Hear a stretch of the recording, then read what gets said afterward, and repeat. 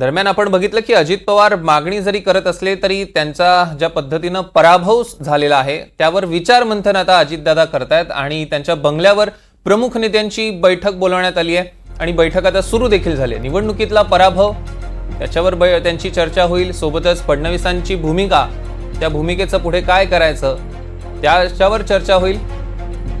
एका पद्धतीनं अजित पवार गटाचं विचार मंथन म्हणावं लागेल। पण बघतोय संध्याकाळी 5 वाजता ट्रायडेंट येथे सर्व आमदारांची बैठक होणार आहे आणि आत्ता अजितदादांच्या बंगल्यावर राष्ट्रवादीची बैठक सुरू झालेली आहे। विशेषतः हे 2 मुद्दे असतील। सगळ्यात पहिला मुद्दा तर अर्थात निवडणुकीत ज्या पद्धतीनं अजित पवार गटाला लोकांनी नाकारलेला आहे, मतदारांनी नाकारलेला आहे, त्यावर अजित पवार आणि त्यांचा गट हा सगळा विचार मंथन निश्चितपणे करेलच। आणि दुसरी गोष्ट, फडणवीसांनी काल जे वक्तव्य केलंय त्यांच्या भूमिकेवर प्रश्नचिन्ह उमटवतील किंवा त्या पुढे देऊन नेमकं काय करायचं, त्यांच्या भूमिकेला समर्थन द्यायचं की नेमकं काय, याचं देखील विचार मंथन अजित पवार करतील। सागर कुलकर्णी आपले प्रतिनिधी आपल्यासोबत जोडले गेले आहेत, त्यांच्याकडून अधिकचे अपडेट्स घेऊया। सागर, आपण बघतोय अजितदादा एकीकडे मंत्रिमंडळात मंत्रिपदाची मागणी त्यांच्या खासदारांसाठी करतायत, दुसरीकडे ज्या पद्धतीनं जनतेनं त्यांना नाकारलेलं आहे त्यासाठीची बैठक सुद्धा आज आहे, काय अपडेट्स?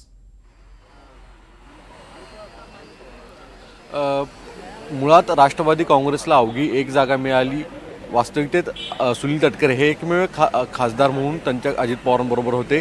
30 जागा कायम ठेवली असली तरी स्वतः बारामतीमध्ये अजित पवारांना जो मोठा मताधिकाचा फटका बसलेला आहे तो फार चिंतेचा विषय आहे।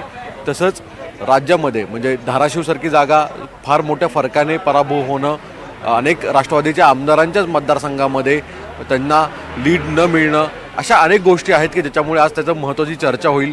आत्ता जी माहिती मिळते त्यानुसार छगन भुजबळ आणि तसंच संजय बनसोडे अशा काही नेत्यांनी संविधानाच्या संदर्भामध्ये जो बागुलबुवा विरोधकांकडनं करण्यात आला त्याचा मुद्दा बैठकीमध्ये काढण्यात आल्याची माहिती मिळते।